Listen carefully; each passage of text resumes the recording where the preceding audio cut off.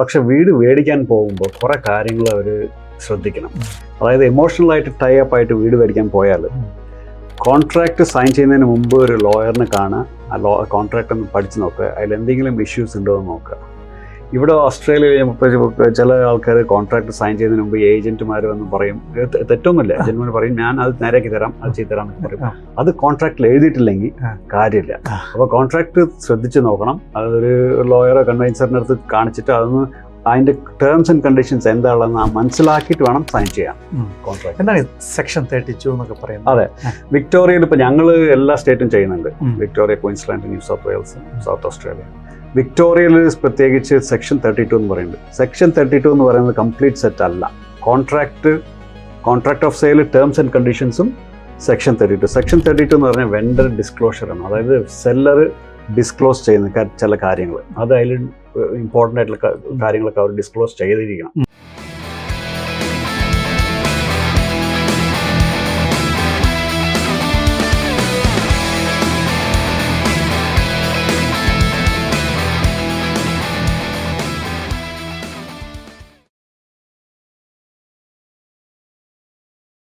നമസ്കാരം, എല്ലാവർക്കും ജിൽസ് കിച്ചണിലേക്ക് സ്വാഗതം. നമ്മൾ ഓസ്ട്രേലിയയിലേക്ക് മൈഗ്രേറ്റ് ചെയ്ത് വന്നതിന് ശേഷം നമ്മൾ സ്വന്തമായിട്ട് ജോലി കിട്ടിയതിന് ശേഷം നമ്മുടെ ഏറ്റവും വലിയ ആഗ്രഹങ്ങളൊന്നും നമുക്ക് ഇഷ്ടപ്പെട്ടൊരു വീട് മേടിക്കുക എന്നുള്ളതാണ്. ആ വീട് മേടിക്കുക എന്ന് പറയുന്നത് നമ്മൾ ഇവിടെ ഓപ്പൺ ഹോമിന് പോകുന്നു, റിയൽ എസ്റ്റേറ്റ് ഏജന്റിനെ കാണുന്നു, അങ്ങനെയൊക്കെ നമ്മൾ വീട് മേടിക്കുന്നു. പക്ഷേ ഇതിന് നിയമപരമായിട്ട് ഒരുപാട് കാര്യങ്ങളുണ്ട്. ഇത് നമ്മൾ എടുത്തു വെക്കുന്നത് വലിയൊരു ഫിനാൻഷ്യൽ ബേർഡനാണെന്ന് വേണം പറയാം. നമ്മൾ ഇമോഷണലും ഇൻക്ലൂഡഡ് ആണെങ്കിലും ഈ ഫിനാൻഷ്യൽ ബേർഡൻ വളരെ ഇമ്പോർട്ടൻ്റ് ആണ്. അത് നമ്മളെ വളർത്താനും നശിപ്പിക്കാനും സാധ്യതയുണ്ട്. അപ്പോൾ നമ്മൾ ആദ്യമായിട്ട് നമുക്ക് നമുക്ക് ആദ്യമായിട്ട് വേണ്ടത് നല്ലൊരു സൊളിസിറ്ററാണ്. ഓസ്ട്രേലിയയിലെ നിയമങ്ങൾ അറിയാവുന്ന നിയമങ്ങളനുസരിച്ച് നമ്മുടെ കാര്യങ്ങളൊക്കെ ചെയ്യാൻ നമ്മളെ സഹായിക്കുന്ന ഒരാളെയാണ് വേണ്ടത്.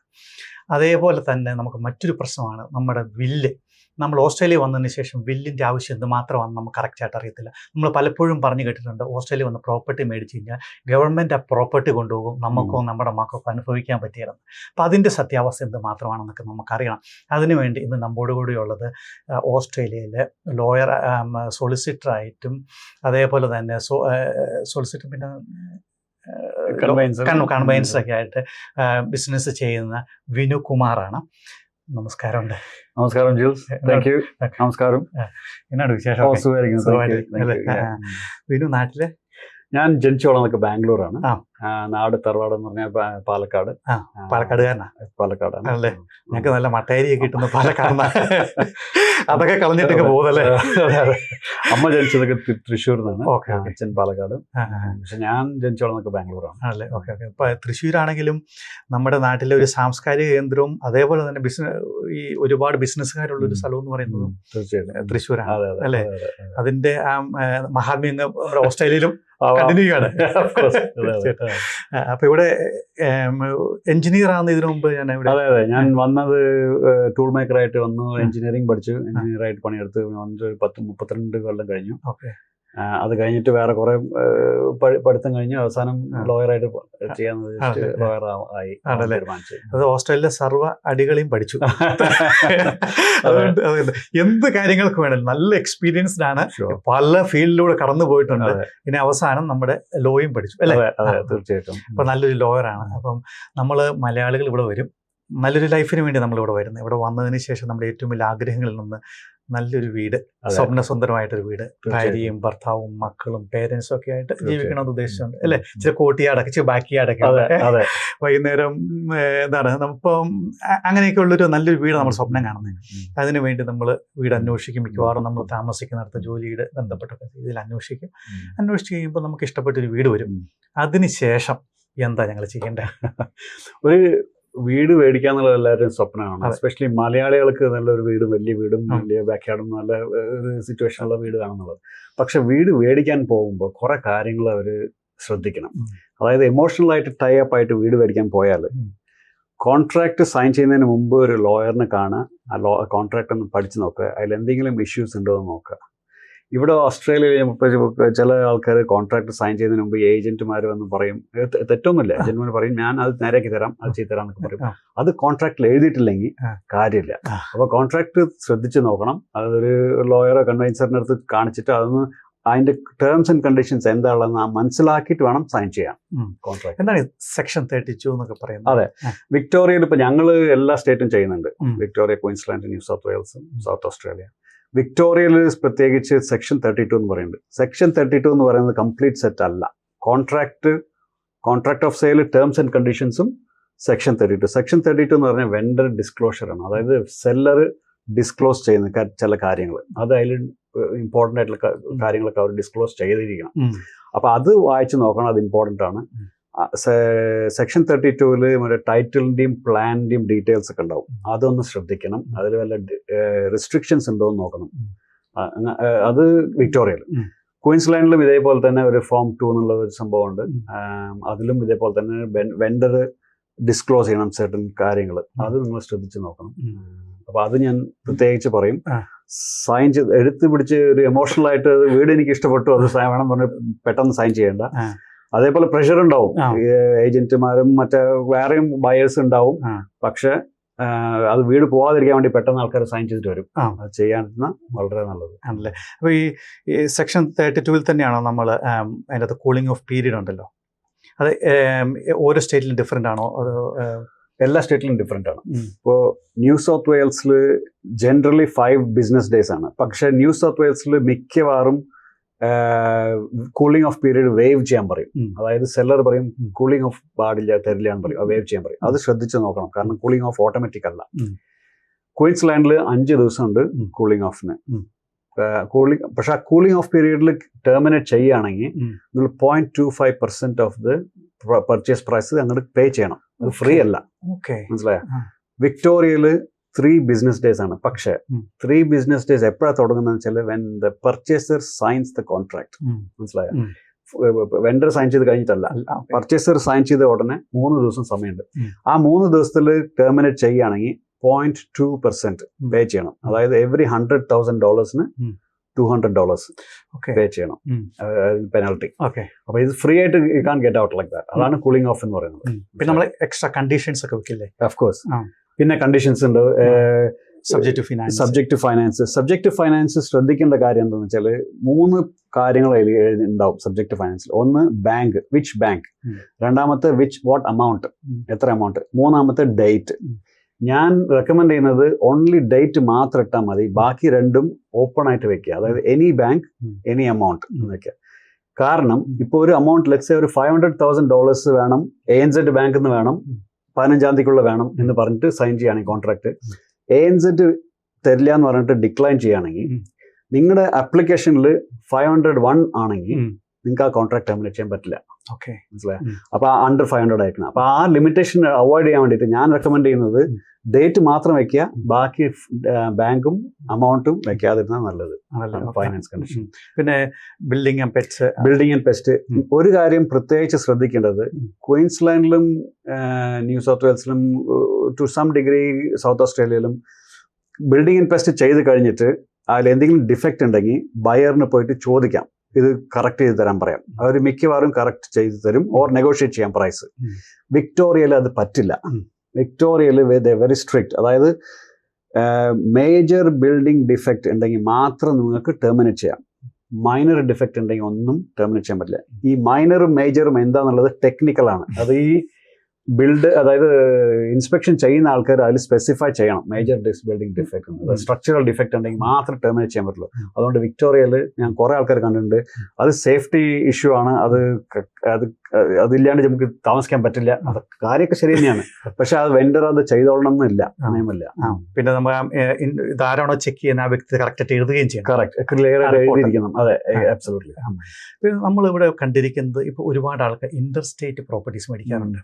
ഇപ്പം ഇന്റർസ്റ്റേറ്റ് ഇപ്പോൾ മേടിക്കുമ്പോൾ ഇപ്പം ഞാൻ ക്യൂൻസ്ലാൻഡിലാണ് മേടിക്കുന്നതെങ്കിൽ എനിക്ക് ക്യൂൻസ്ലാൻഡിലായിട്ട് ഒരു സോളിസിറ്ററെ അറിയത്തില്ല. അപ്പം എല്ലാ സോളിസിറ്റേഴ്സും ഡിഫറെൻറ്റ് സ്റ്റേറ്റിൽ ചെയ്യുമോ, അതോ ചില ആൾക്കാർ അതിനു വേണ്ടി ലൈസൻസ് എടുത്തവർക്ക് മാത്രമേ ചെയ്യാൻ സാധിക്കുകയുള്ളൂ? എല്ലാ സോളിസിറ്റേഴ്സിനും ചെയ്യാൻ പറ്റില്ല, എല്ലാ കൺവെൻസസിനും ചെയ്യാൻ പറ്റില്ല. കൺവെൻസസിന് സ്പെസിഫിക്കലി വിക്ടോറിയയിൽ മാത്രമേ ചെയ്യാൻ പറ്റുള്ളൂ. പക്ഷേ ഞങ്ങൾ എല്ലാ സ്റ്റേറ്റിലും രജിസ്റ്റേർഡ് ആണ്. എല്ലാ സ്റ്റേറ്റ് എന്ന് വെച്ചാൽ new South Wales, Queensland, south Australia, ഇത് 3 ഡിഫറെന്റ് ആണ് അതിന്റെ സ്റ്റാമ്പിംഗ് റിക്വയർമെന്റ്. അത് ഞങ്ങൾക്ക് അറിയാം, ഞാൻ പഠിച്ചതാണ്, അതുകൊണ്ട് ഞങ്ങൾക്ക് ചെയ്യാൻ പറ്റും. ഈ നമ്മൾ ഒരു പ്രോപ്പർട്ടി മേടിക്കുമ്പോൾ കൺവെൻസിങ്, സോളിസിറ്റർ, ലോയർ ഇവരിൽ ആരെയാണ് നമ്മൾ ഇൻവോൾവ് ചെയ്യിപ്പിക്കേണ്ടത്? സൊളിസിറ്ററും ലോയറും ഈ പർപ്പസിന് സെയിം ആണ്. ഓക്കെ. കൺവെയൻസർ എന്ന് പറയുമ്പോൾ അവർ ലോയേഴ്സ് അല്ല, പക്ഷെ ഈ പ്രോപ്പർട്ടി ട്രാൻസ്ഫറിനെ കുറിച്ചെല്ലാം നന്നായിട്ട് അറിയാം. അപ്പൊ കൺവെയൻസറും ലോയറും ആയിട്ട് ഈ for the purpose of transfer ഒരു ഡിഫറൻസും ഇല്ല, മനസ്സിലായി. പക്ഷെ ലോയറിന് യൂസ് ചെയ്യുന്നതിന്റെ അഡ്വാൻറ്റേജ് എന്താണെന്ന് വെച്ചാൽ അതിന്റെ ലീഗൽ പോയിന്റ്സും, അതായത് അതിന്റെ ഇൻ കേസ് അത് പ്രോബ്ലം ആവുകയാണെങ്കിൽ ലേറ്റർ ഓൺ ലിറ്റിഗേഷനിലൊക്കെ പോവുകയാണെങ്കിൽ അത് കവർ ചെയ്യാനുള്ള ഇത് കഴിവുണ്ടാവും, അറിയും, അത്രേ ഉള്ളൂ. ചില കേസുകളിൽ നമ്മൾ പ്രോപ്പർട്ടി മേടിക്കാൻ ചെല്ലുമ്പോൾ ആ പ്രോപ്പർട്ടിക്ക് എന്തെങ്കിലും ലീഗൽ ഇഷ്യൂസ്, ഡിസ്പ്യൂട്ടുകൾ, ഫൈറ്റ് ഉള്ളത്, ഡൈവോഴ്സ് കേസുകൾ, അല്ലെങ്കിൽ പേരൻസ് നന്നായിട്ട് ബില്ല് എഴുതി വെക്കാത്ത പ്രോപ്പർട്ടീസ് സെയിലിലോട്ട് വരുമല്ലോ, അല്ലെങ്കിൽ മോർഗേജ് ഫോഴ്സ്ഡ് സെയിലുകളൊക്കെ, അങ്ങനെയൊക്കെ ഉള്ളത് ഒരു ബയറെ സംബന്ധിച്ചിടത്തോളം പ്രശ്നമാണോ? അതോ അത് പ്രശ്നം ആവാൻ ചാൻസസ് ഉണ്ട്. അപ്പൊ ഞങ്ങൾ റെക്കമെൻഡ് ചെയ്യുന്നത് അങ്ങനത്തെ ഡൗട്ടുള്ള പ്രോപ്പർട്ടി ആണെങ്കിൽ അപ്പോൾ ഒരു കേവിയേറ്റ് എന്ന ഒരു പരിപാടി ഉണ്ട്. അപ്പൊ കേവിയേറ്റ് ഇടുക ആ പർച്ചേസർ. അപ്പൊ അങ്ങനെ ചെയ്യുമ്പോൾ എന്താണെന്ന് വെച്ചാൽ അത് മറച്ചു വെക്കാൻ പറ്റില്ല. ഓർ ഇഷ്യൂസ് വന്നാൽ അവർക്ക് ഈ പർച്ചേസർ സേഫ് ഗാർഡാണ് ടു സം ഡിഗ്രി, 100% അല്ല, എന്നാലും ഒരു സം ഡിഗ്രി സേഫ് ഗാർഡാണ്. പക്ഷെ ഇങ്ങനെ പ്രോബ്ലം ഉള്ള പ്രോപ്പർട്ടി ഉണ്ടെങ്കിലും കൂടി ഇത് വെൻഡറോ സെല്ലറിന്റെ റിക്വയർമെന്റ് ആണ് ഇത് ആ പ്രോബ്ലംസ് എല്ലാം ക്ലിയർ ചെയ്യുന്നത്. അപ്പൊ ആദ്യത്തെ കാര്യം ഞാൻ നോക്കുന്ന ഒരു കോൺട്രാക്റ്റിൽ എന്താണെന്ന് വെച്ചാൽ ടൈറ്റിൽ ആരുടെ പേരാണുള്ളത്, കോൺട്രാക്റ്റിൽ ആരുടെ പേരാണുള്ളത്. ടൈറ്റിലുള്ള ആൾക്കാർ കോൺട്രാക്റ്റിൽ ഉണ്ടാവണം, ഉണ്ടെങ്കിൽ നോ ഇഷ്യൂസ്. അതായത് ഹസ്ബൻഡ് ആൻഡ് വൈഫ് അവർ അടിച്ച് പിരിഞ്ഞാലും നമുക്ക് പ്രശ്നമില്ല, പക്ഷെ അവർ രണ്ടാളുടെയും പേര് കോൺട്രാക്റ്റിൽ ഉണ്ടാവണം, അത്രേ ഉള്ളൂ മെയിനായിട്ട്. അപ്പൊ അങ്ങനത്തെ കാര്യങ്ങളൊക്കെ നോക്കണം പ്രത്യേകിച്ച് അല്ലേ. ഒരു സാധനം എത്ര നാളെടുക്കും ഒരു പ്രോപ്പർട്ടി മേടിക്കാനായിട്ട്? ഒരു 2 weeks കൊണ്ട് മേടിക്കാൻ പറ്റുമോ, അതോ 3 months? 2 weeks കൊണ്ട് മേടിക്കാം, ഞാൻ ചെയ്തിട്ടുണ്ട്. പക്ഷെ അത് എനോർമസ് കോസ്റ്റ് ഉണ്ടാവും. കാരണം എന്താണെന്ന് വെച്ചാല് ഈ ഡ്യൂ ഡിലിജൻസ് ചെയ്യാൻ കുറച്ച് സ്റ്റാൻഡേർഡ് ടൈം ഉണ്ട്. ഇപ്പോൾ റേറ്റ്സ്, വാട്ടർ, ലാൻഡ് ടാക്സ്, ഇങ്ങനത്തെ സംഭവമൊക്കെ സെർച്ചസ് ചെയ്യണം. ആ സെർച്ചസ് ചെയ്യണമെങ്കിൽ റേറ്റ്സ് ഒക്കെ ചില council up to 10 days 12 days ഒക്കെയാണ് അവരുടെ ലീഡ് ടൈം. ഈ ബോഡി കോർപ്പറേറ്റ് ഉണ്ടെങ്കിൽ അവരുടെ അടുത്ത് സർട്ടിഫിക്കറ്റ് പഠിക്കണം. അതായത് ഓവർ പേയ്മെന്റ് ഉണ്ടോ, അല്ലെങ്കിൽ പേയ്മെന്റ് എന്തെങ്കിലും ഓവർ ഡ്യൂ ഉണ്ടോ എന്നൊക്കെ അറിയാൻ വേണ്ടിയിട്ട്. അപ്പൊ അതിനൊക്കെ ഡിലേ ആവും. അവരെന്താ ചെയ്യുക, അർജന്റായിട്ട് വേണമെന്നുണ്ടെങ്കിൽ അവർ എക്സ്ട്രാ കാശ് കൊടുത്തു കഴിഞ്ഞാൽ അവർ തരും സർട്ടിഫിക്കറ്റ്സ്. പക്ഷെ അത് അഡീഷണൽ കോസ്റ്റ് ആണ്, ഓൾമോസ്റ്റ് ഡബിൾ ആവും കോസ്റ്റ്. അപ്പോൾ വിത്തിൻ 2 to 3 weeks ചെയ്യാം ടെക്നിക്കലി, പക്ഷെ I don't prefer. Generally 30 days to 40 days ആണ്. ആണല്ലേ. നമ്മളിങ്ങനെ നമുക്ക് ഇഷ്ടപ്പെട്ട വീടൊക്കെ മേടിച്ചു, വീട് മേടിച്ചതിന് ശേഷം നമ്മൾ കയറി താമസമൊക്കെ കഴിഞ്ഞ് കയറി താമസിക്കുന്നു, അടിപൊളിയാവുന്നു, ലൈഫ് മുന്നോട്ട് പോകുന്നു. ഈ ലൈഫ് മുന്നോട്ട് പോകുമ്പോൾ നമുക്ക് ഈ പ്രോപ്പർട്ടി ഒന്ന് സെക്യൂർ ചെയ്യണം. അല്ലെങ്കിൽ നമ്മളിവിടെ പൊതുവെ കേൾക്കുന്നത് പ്രോപ്പർട്ടി മേടിച്ചു കഴിഞ്ഞാൽ ഇതൊന്നും നമ്മുടെ സ്വന്തമല്ല, എല്ലാം ഗവൺമെന്റ് കൊണ്ടുപോകുന്ന. അതെന്ത് മാത്രം സത്യമുണ്ടോ നമുക്കറിയണം. അതിനായിട്ട് നമുക്ക് എങ്ങനെ ഇത് ലീഗലി നമ്മുടെ ഫാമിലിയിൽ തന്നെ നമുക്കോ, നമ്മുടെ വൈഫിനോ, നമ്മുടെ ഭർത്താവിനോ, നമ്മുടെ മക്കൾക്കോ, അല്ലെങ്കിൽ നമുക്ക് ആർക്കാണോ ഇത് കൊടുക്കേണ്ടത് ആ വ്യക്തിയിലേക്ക് നമുക്കിത് എങ്ങനെ കൊണ്ടുചെല്ലാനായിട്ട് സാധിക്കും? ഗവൺമെന്റ് എടുത്തുകൊണ്ട് പോകരുത്. ഇല്ലില്ല, ഒരു റോങ് കോൺസെപ്റ്റ് ആണ്. അതെ, നിങ്ങളുടെ പ്രോപ്പർട്ടി എവിടെയും പോവില്ല, ഗവൺമെന്റ് എടുത്തോണ്ട് പോവില്ല. ടെക്നിക്കലി എടുത്തോണ്ട് പോകാൻ പറ്റില്ല. വെരി വെരി ലൈറ്റർ ആണ്, ഒരു സ്റ്റേജ് ആകുമ്പോൾ മാത്രമേ ചെയ്യുള്ളൂ. ഇനീഷ്യലി പ്രോപ്പർട്ടി എവിടെയും പോവില്ല. നിങ്ങളുടെ പ്രോപ്പർട്ടി നിങ്ങളുടെ തന്നെയാണ്, ആരുടെ പേർക്കുള്ള അവരുടെ പേർക്ക്.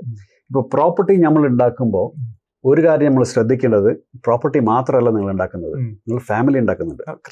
ഓക്കെ, വില്ല് എഴുതുന്നത് പ്രോപ്പർട്ടി പ്രൊട്ടക്ട് ചെയ്യാൻ വേണ്ടിയിട്ടല്ല, ഫാമിലി പ്രൊട്ടക്ട് ചെയ്യാൻ വേണ്ടിയിട്ടാണ്. അതായത് ഇപ്പോൾ ഒരാള് പ്രോപ്പർട്ടി ഉണ്ടാക്കി അതിൽ മരിച്ചു പോവാണെങ്കിൽ ആ പ്രോപ്പർട്ടീന്റെ പേരും വെച്ചിട്ട് വീട്ടിൽ അടി കൂടാൻ പാടില്ല, പ്രശ്നങ്ങൾ ഉണ്ടാകാൻ പാടില്ല എന്ന് വെച്ചിട്ട് മാത്രമാണ് നമ്മൾ വില്ല് എഴുതുന്നത്, മനസ്സിലായോ? അല്ലാണ്ട് പ്രോപ്പർട്ടി പ്രൊട്ടക്ട് ചെയ്യാൻ പാടില്ല. പ്രോപ്പർട്ടി എവിടെയും പോകില്ല, പ്രോപ്പർട്ടി ആളുടെ പേർക്കാണ്. പക്ഷെ ആ വില്ല് ഇല്ലാതെ ചെയ്ത് കഴിഞ്ഞാൽ ഒരു ഇൻറ്റസ്റ്റസി ലോ എന്ന് പറഞ്ഞൊരു സംഭവമുണ്ട്. ഇൻറ്റസ്റ്റസി ലോ എന്ന് പറഞ്ഞു കഴിഞ്ഞാൽ ഗവൺമെന്റ്, അതായത് ലീഗലായിട്ട് ബൈ ആക്ട് ചില സ്പെസിഫിക് ഫ്ലോ ഉണ്ട്. അതായത് പ്രോപ്പർട്ടി ആർക്ക് എങ്ങനെ പോകുന്നത് അത് പ്രകാരമാണ് ഡിവൈഡ് ചെയ്യുക. നിങ്ങൾക്ക് സ്പെസിഫിക് ആയിട്ട് ഡിസ്ട്രിബ്യൂഷൻ ചെയ്യണമെന്നുണ്ടെങ്കിൽ ഒരു വില്ല് എഴുതുന്നതാണ് നല്ലത്. വില്ല് ഉണ്ടെങ്കിൽ അതിന്റെ പ്രോസസ്സ് വെരി ഈസിയാണ്. പ്രോബേറ്റ് സർട്ടിഫിക്കറ്റ് അപ്ലൈ ചെയ്യണം, സുപ്രീം കോർട്ടിൽ ചില ഡോക്യുമെന്റ്സ് അപ്ലൈ ചെയ്യണം, അവർ സർട്ടിഫിക്കറ്റ് തരും. ഈ വില്ല് ഇല്ലാത്ത സ്ഥിതിക്ക് സെയിം പ്രോസസ്സാണ്, പക്ഷെ പ്രോബേറ്റ് അല്ല. അപ്പോൾ administration certificate, letter of administration മറ്റോ മേടിക്കണം. അത് കുറെ കാര്യങ്ങൾ പ്രൂവ് ചെയ്യാനുണ്ട്, കുറെ അഫിഡവിറ്റ്സ് ഉണ്ടാക്കി പ്രൊഡ്യൂസ് ചെയ്യണം. കുറച്ച് ഡിലേ ആവും, അത്രേ ഉള്ളൂ. അത് വേറെ പ്രൊഫഷണൽ. നമുക്ക് തന്നെ ഡു ഇറ്റ് യുവർ സെൽഫ് വില്ലുകളില്ലേ? ഉണ്ട്. അത് വാലിഡ് ആണോ? അബ്സല്യൂട്ട്ലി വില്ല്. നിങ്ങളിപ്പോൾ വില്ല് സോളിസിറ്റർ എഴുതിയാലും സ്വന്തം എഴുതിയാലും ഉം. ചില ടെക്നിക്കാലിറ്റീസ് ഉണ്ട്, ചില വേർഡ്സ് ഉണ്ട്, അത് ഇല്ലെങ്കിൽ വാലിഡ് അല്ല. മനസ്സിലായി? ഫോർ എക്സാമ്പിൾ, ഇപ്പൊ നിങ്ങൾ വില്ല് എഴുതാണെങ്കിൽ സൈൻ ചെയ്യാണ്, സൈൻ ചെയ്തിട്ട് വിറ്റ്നസ് പിന്നെ സൈൻ ചെയ്യുകയാണെങ്കിൽ അത് വാലിഡ് അല്ല. വിറ്റ്നസ് കൂടെ നിൽക്കണം, ഉണ്ടാവണം. മനസ്സിലായി? അതുപോലെ വൺസ് വില്ല് എഴുതി കഴിഞ്ഞിട്ട് ആ വില്ല് ഡിസ്മാൻഡിൽ ചെയ്യുകയാണെങ്കിൽ അത് വാലിഡ് അല്ല. ഓർ അതിന് മേലെ ഒരു പെന്നോണ്ട് ഒരു മാർക്ക് അങ്ങനെ വന്നു കഴിഞ്ഞാൽ അത് വാലിഡ് അല്ല. അപ്പൊ കുറെ കാര്യങ്ങളുണ്ട് ഇൻവാലിഡിറ്റി ആവാൻ. അപ്പോൾ സ്വന്തം ചെയ്യുകയാണെങ്കിൽ ആ റിസ്ക് കുറച്ച് കൂടുതലാണ്. Unless you know exactly what you doing, അത് ഞാൻ റെക്കമെൻഡ് ചെയ്യില്ല സ്വന്തം ചെയ്യാനായിട്ട്. കാരണം ചില ആൾക്കാർ നമുക്ക് എന്താ പറയുക, നമ്മളെല്ലാവരും മലയാളികളാണ്, പൈസ കൊടുക്കുന്നതിന് അപ്പൊ നമ്മൾ തന്നെത്താൻ എങ്ങനെ ചെയ്യാൻ സാധിക്കും. ഇപ്പൊ പ്രത്യേകിച്ച് ഇപ്പം യൂട്യൂബ് ആയാലും അങ്ങനെയുള്ള കാര്യങ്ങളൊക്കെ ഉള്ളപ്പോൾ നമ്മൾ ഒരുപാട് നമ്മുടെ വീട്ടിലെ കാര്യങ്ങളൊക്കെ നമ്മൾ തന്നെത്താനെ ചെയ്യുന്നത് ഇല്ലേ, ഒരുപാട് ഈവൻ ഫ്ലോർ പോലും ചേഞ്ച് ചെയ്യുന്നത് നമ്മൾ ഒരുപാട് ആൾക്കാർ നമ്മൾ തന്നെ ചെയ്യുന്നത്. നമ്മൾ ഒരു പണ്ടത്തെ ഒരു അവസ്ഥയിലല്ലോ. അപ്പം ഈ ഡു ഇറ്റ് യുവർ സെൽഫ് വില്ലുകളും ഇപ്പൊ ഒരുപാട് പ്രചാരണത്തിലുണ്ട്. നോക്കും പൈസ കുറച്ച് സേവ് ചെയ്യാൻ സാധിക്കുന്നുണ്ട്, വാല്യൂബിൾ ആയിരിക്കും എന്നുള്ളത്. നമ്മൾ ഈ ബില്ല് എഴുതുന്നത് നമ്മൾ നാട്ടിൽ നിന്ന് വന്ന ആൾക്കാരാണ്. ഇപ്പൊ പല ആൾക്കാർക്ക് നാട്ടിലും പ്രോപ്പർട്ടി ഉണ്ട്, ഇവിടെയും പ്രോപ്പർട്ടി. ആ കോംപ്ലിക്കേഷൻ എങ്ങനെയാണ്? സോറി കേട്ടോ, ഈ ഒരു ബില്ല് മാത്രം മതിയോ നമുക്ക്? ഇത് മിക്കവാറും ചോദിക്കുന്ന ക്വസ്റ്റ്യൻസ് ആണ്. ഇതില് രണ്ട് കാര്യങ്ങൾ പറയാം.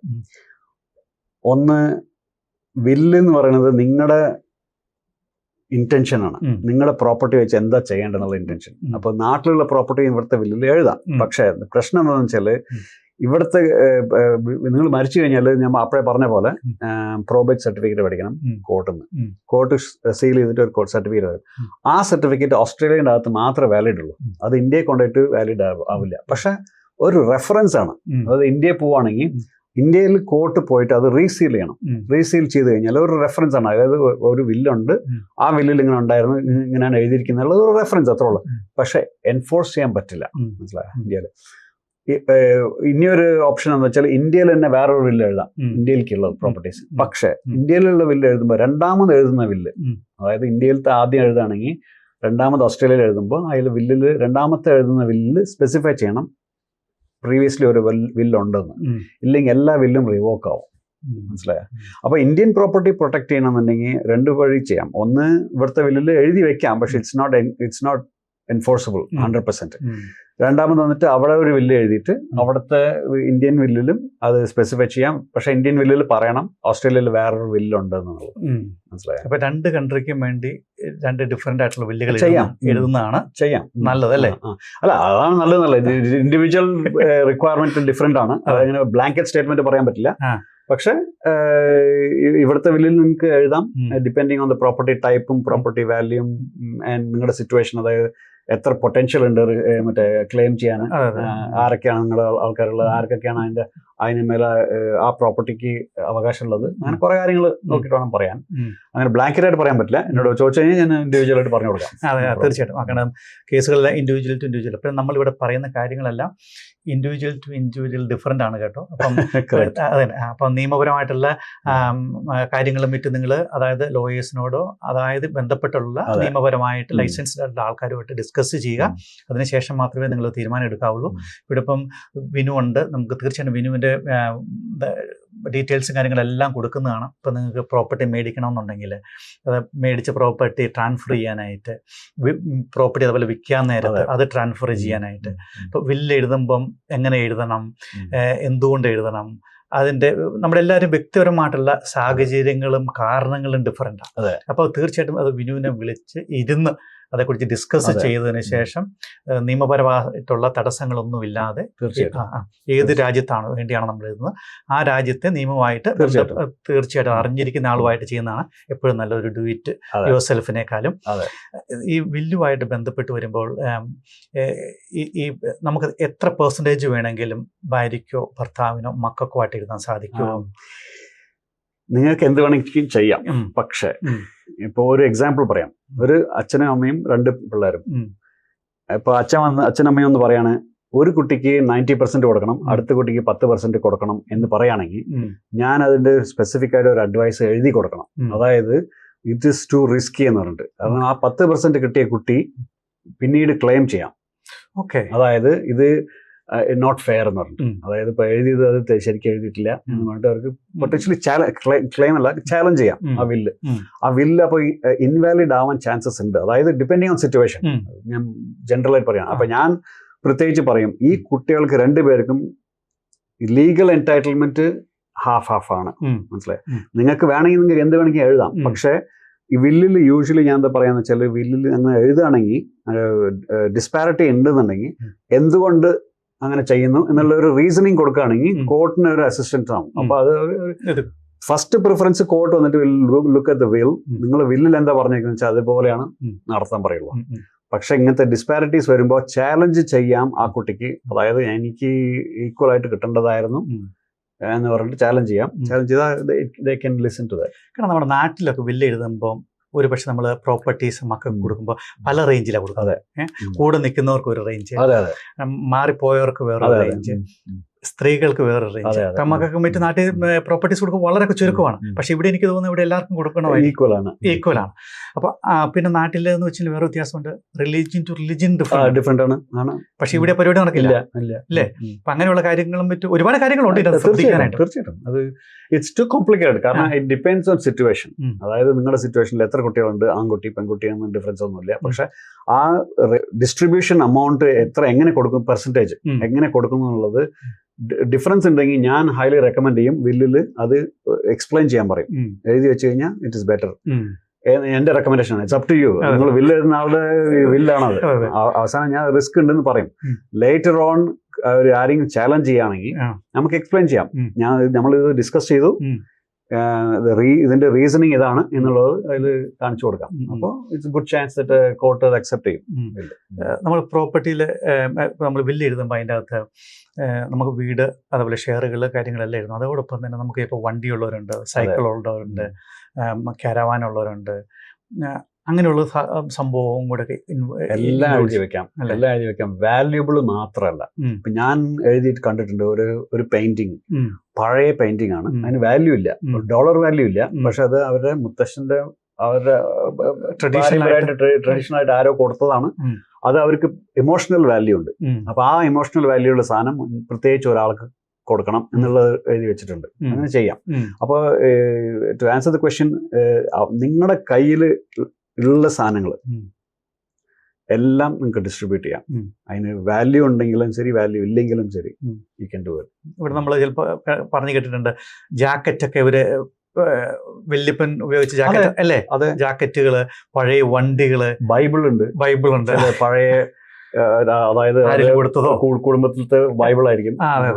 അതുകൊണ്ട് റിങ്ങുകൾ ഇല്ലേ, മാല, അങ്ങനത്തെ ഒരുപാട് കാര്യങ്ങളുണ്ട്. നമ്മളൊക്കെ ഇതൊക്കെ വളരെ ഇതൊക്കെ ഇതിന്റെ ആവശ്യമുണ്ടോ എന്നൊക്കെ ഓർക്കും അല്ലേ? ഇല്ല, അത് അങ്ങനെ കൊടുക്കുന്നതാണ് എഴുതി വെക്കുന്നതാണ് നല്ലത്. ഇപ്പൊ ഞാൻ കണ്ടിട്ടുണ്ട് ചില വെല്ലുകൾ പറയും എന്റെ പണ്ടങ്ങളെല്ലാം പകുതി കൊടുക്കാന്ന്. ഇപ്പൊ പണ്ടെങ്ങനെ പകുതിയാക്കാൻ പറ്റില്ല.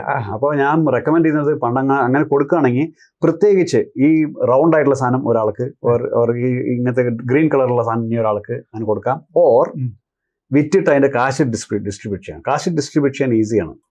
രണ്ട് വിധം ചെയ്യാം. ഒന്ന് സ്പെസിഫിക് ആയിട്ട് ഓരോ ഐറ്റംസും ഒരാൾക്ക് കൊടുക്കുന്ന പോലെ, ഓർ വിറ്റിട്ട് കാശ് ഡിസ്ട്രിബ്യൂട്ട് ചെയ്യാൻ പറ്റുന്ന പോലെ. എല്ലാം എന്നുണ്ടെങ്കിൽ അത് അടികൂടാൻ തുടങ്ങും. എനിക്കത് വേണം, എനിക്ക് വേണം, കുറഞ്ഞു കൂടി എന്നൊക്കെ പറഞ്ഞിട്ട് പറയും. ഡിവൈഡ് ചെയ്യാൻ കഷ്ടമാണ്. അത് തന്നെ. പിന്നെ അത് കൂടുതൽ നിയമപരമായിട്ടുള്ള കാര്യങ്ങളിലേക്ക് പോകുമ്പോൾ വെരി കോസ്റ്റ്ലിയാ. അതെ അല്ലേ? അതൊരു വാശിപ്പുറത്തൊക്കെ ചിലപ്പോൾ പോയി കളഞ്ഞിരിക്കും. നാട്ടിലൊക്കെ പറയില്ല, ബെൻസ് വിറ്റായാലും കേസ് കളിക്കുന്നു. അതെ, കോർട്ട് കയറി കഴിഞ്ഞാൽ വെരി എക്സ്പെൻസീവ്. അപ്പം ഈ വീഡിയോ ഇഷ്ടപ്പെട്ടെങ്കിൽ നിങ്ങൾ തീർച്ചയായിട്ടും ഷെയർ ചെയ്യണം കേട്ടോ. കാരണം നമ്മുടെ നാട്ടിൽ നിന്ന് ഒരുപാട് ആൾക്കാർ ബില്ല് എഴുതിയിട്ടില്ല, എഴുതണം എന്ന് പറയുമല്ലാതെ എഴുതാറില്ല. ഇന്നല്ലേ നാളെ അത് നമ്മൾ മാറ്റി വെക്കും. കാരണം നമ്മൾ ഇവിടെ വന്നതിന് ശേഷം പല ആൾക്കാർ നമ്മൾ പ്രോപ്പർട്ടീസ് മേടിക്കും. ഇപ്പം ഈ വർഷം ഒരു പ്രോപ്പർട്ടി മേടിച്ചു, അപ്പം 6 മാസം കഴിയുമ്പോൾ നമ്മൾ അടുത്ത പ്രോപ്പർട്ടി പിന്നെയും മേടിക്കും, പിന്നെ 6 മാസം കഴിയുമ്പോൾ അടുത്ത പ്രോപ്പർട്ടി മേടിക്കും. അപ്പം അതെങ്ങനെയാണ് നമ്മൾ ബില്ലിൽ ഇൻക്ലൂഡ് ചെയ്യുന്നത്? ബില്ലിൽ ഇപ്പോൾ ജനറലി പറയുന്നത് എന്താണെന്ന് വെച്ചാൽ എവറി 5 years ബില്ല് റിവ്യൂ ചെയ്യണം. Or every major change in life. അതായത് മേജർ ചേഞ്ച് എന്ന് പറയുമ്പോൾ വലിയ പ്രോപ്പർട്ടി മേടിക്കുന്നത്, ഓർ ഒരു കുട്ടി ഉണ്ടാവുക, ഓർ ഇനിയൊരു ഫാമിലി മെമ്പർ ഫാമിലിയിലേക്ക് വരിക, അങ്ങനത്തെ സിറ്റുവേഷൻ വരുമ്പോൾ ബില്ല് പുതിയത് എഴുതുന്നത് നല്ലതാണ്. പുതിയ ബില്ല് അല്ല അമെൻഡ് ചെയ്യുമല്ല, അമെൻഡ് ചെയ്യില്ല, വില്ല് അമെൻഡ് ചെയ്യില്ല. വില്ല് അമെൻഡ് ചെയ്യുന്ന ഒരു ഇത് മാത്രം ചെയ്യാം. കോഡിസിൽ എന്ന് പറഞ്ഞിട്ട് ഒരു ഡോക്യുമെന്റ് ഉണ്ട്, അത് വെച്ചിട്ട് വില്ല് അമെൻഡ് ചെയ്യാം. പക്ഷെ ആ അമെൻമെന്റ് മൈനർ അമെൻമെന്റ്സ് മാത്രമാണ്. മൈനർ എന്ന് വെച്ചാൽ നിങ്ങളുടെ പേരിൽ സ്പെല്ലിംഗ് തെറ്റി ഓർ അഡ്രസ്സിന്റെ തെറ്റി, അങ്ങനത്തെ മൈനർ അമെൻമെന്റ്സ് മാത്രം നമുക്ക് കോഡിസിലായിട്ട് ചെയ്യാൻ പറ്റും. അല്ലാതെ വില്ല് അമെൻമെന്റ് ചെയ്യാൻ പറ്റില്ല. ഇത് കംപ്ലീറ്റ്ലി സ്ക്രാപ്പ് ചെയ്തിട്ട് പുതിയതായിട്ട് ചെയ്യണം. അദ്ദേഹത്തിന് ഇവിടെ വലിയൊരു ഓഫീസ് ഇവിടെ ക്രാൻബേണിലാണുള്ളത്. പക്ഷേ അദ്ദേഹം ഓൾ ഓവർ ഓസ്ട്രേലിയ തന്നെ ഈ പ്രോപ്പർട്ടി ട്രാൻസ്ഫറുമായിട്ടോ അത് വില്ല് എഴുതുന്നതുമായിട്ടൊക്കെ അദ്ദേഹം നമ്മളെ ഹെൽപ്പ് ചെയ്യുന്നുണ്ട്. തീർച്ചയായിട്ടും അദ്ദേഹം നിങ്ങൾക്ക് വന്ന് ഓഫീസ് കാണുന്നുണ്ടെങ്കിൽ അദ്ദേഹത്തിൻ്റെ ഓഫീസിൻ്റെ ഡീറ്റെയിൽസും കാര്യങ്ങളെല്ലാം കൊടുക്കാം. ഫോണിൽ കൂടെ ചെയ്യാൻ പറ്റുന്ന കാര്യങ്ങൾ ഫോണിൽ കൂടെ തന്നെ നമുക്ക് ചെയ്യാവുന്നതാണ്. അതേപോലെ ഈ SMSF കാര്യങ്ങളൊക്കെ വരുമ്പം അദ്ദേഹത്തെ അപ്രോച്ച് ചെയ്യാം. അതിനും കുറേ നിയമപരമായിട്ടുള്ള കാര്യങ്ങളൊക്കെ ഉണ്ട്. അപ്പം തീർച്ചയായിട്ടും അദ്ദേഹത്തെ വിളിച്ച് ചോദിക്കാവുന്നതാണ്. വില്ല് എഴുതുമ്പോൾ തീർച്ചയായിട്ടും വില്ല് എഴുതുന്നതാണ് ഏറ്റവും നല്ലത് എന്നാണ് പറഞ്ഞതെന്ന് നമുക്ക് മനസ്സിലാകുന്നത്. അതേപോലെ ഈ പ്രോപ്പർട്ടി മേടിക്കുമ്പോഴും ശ്രദ്ധിച്ച് മേടിക്കുക. തീർച്ചയായിട്ടും വിനുവിനെ വിളിക്കുക, അദ്ദേഹം തീർച്ചയായിട്ടും നിങ്ങളെ ഹെൽപ്പ് ചെയ്യും. അപ്പോൾ നമുക്ക് എല്ലാവർക്കും വളരെ കൂടി ഈസി ആയിട്ടുള്ള, കോംപ്ലിക്കേറ്റഡ് അല്ലാത്ത, നാട്ടുകാരെന്ത് പറയുന്നു അല്ലെങ്കിൽ നമ്മുടെ സുഹൃത്തുക്കൾ എന്ത് പറയുന്നു അല്ലെങ്കിൽ യൂട്യൂബിൽ എന്ത് കേൾക്കുന്നു എന്നതിനേക്കാളുപരി കുറച്ചും കൂടെ സോളിഡ് ആയിട്ടുള്ള നിയമപരമായിട്ട് അറിയാവുന്ന ആളുമായിട്ട് സംസാരിച്ച് നമുക്ക് ചെയ്യണം. അത് നമുക്ക് ജീവിതത്തിൽ ഗുണം ചെയ്യും, ഭാവിയിൽ നമുക്ക് ഗുണം ചെയ്യും. കാരണം നമുക്ക് ഒരുപാട് ഇമ്പ്രൂവ് ചെയ്യാണ്ട് നമുക്ക് നമ്മുടെ ലൈഫിൽ. ഓസ്ട്രേലിയ നമ്മൾ വന്നു, നമ്മൾ ഇവിടെ നമ്മുടെ തറവാട് നമ്മളാണ് തുടങ്ങുന്നത്. അപ്പോൾ നമ്മുടെ നെക്സ്റ്റ് ജനറേഷൻ ടു ജനറേഷൻ വരുമ്പോൾ ഇതെല്ലാം നമ്മൾ പ്രൊട്ടക്ട് ചെയ്യണം. പ്രൊട്ടക്ട് ചെയ്യാന്ന് വെച്ചാൽ ഒരു ഗ്രീഡി എന്ന നിലയിലല്ല, നിയമപരമായിട്ടും ഫെയർ ഡീലിന് വേണ്ടിയാണ് നമ്മൾ പറയുന്നത്. അപ്പോൾ എല്ലാവർക്കും നല്ല ദിവസം ആശംസിക്കുന്നു. ഇനി ഒന്ന് കൺക്ലൂഡ് ചെയ്തോളാം. നമസ്കാരം. ഞങ്ങളുടെ ഓഫീസ് ഇവിടെ ക്രാൻബൺ വെസ്റ്റിലാണ്. ഞങ്ങളിവിടെ 3-4 ലോയേഴ്സ് ഉണ്ട്, വേറെ കൺവെയൻസസ് ഉണ്ട്, അഡ്മിൻ സ്റ്റാഫ് ഉണ്ട്, നിറയെ ആൾക്കാരുണ്ട്. നിങ്ങൾക്ക് എനി ടൈം എന്തെങ്കിലും ക്വസ്റ്റ്യൻ ഉണ്ടെങ്കിൽ എന്നെ വിളിക്കാം. എൻ്റെ നമ്പർ ജിൽസ് തരും. വിളിച്ചു കഴിഞ്ഞാൽ ഞാൻ എക്സ്പ്ലെയിൻ ചെയ്താൽ, എനിക്ക് എടുക്കാൻ പറ്റില്ലെങ്കിൽ ഞാൻ തിരിച്ച് വിളിച്ചിട്ട് നിങ്ങൾക്ക് എക്സ്പ്ലെയിൻ ചെയ്യും. എന്തായാലും കോൺടാക്ട് ചെയ്യാൻ പ്രശ്നം ഉണ്ടാവില്ല. ഇമെയിൽസ് ഉണ്ട്, ഇമെയിൽ ചെയ്യാം. ഇമെയിൽ ചെയ്ത് കഴിഞ്ഞാൽ വിത്തിൻ 24 hours ഞങ്ങൾ റെസ്പോണ്ട് ചെയ്യാമായിരിക്കും. എല്ലാവർക്കും നല്ല ദിവസവും നല്ലൊരു ഭാഗ്യം ഓസ്ട്രേലിയയിൽ വിഷ് ചെയ്യുന്നു. Thank you.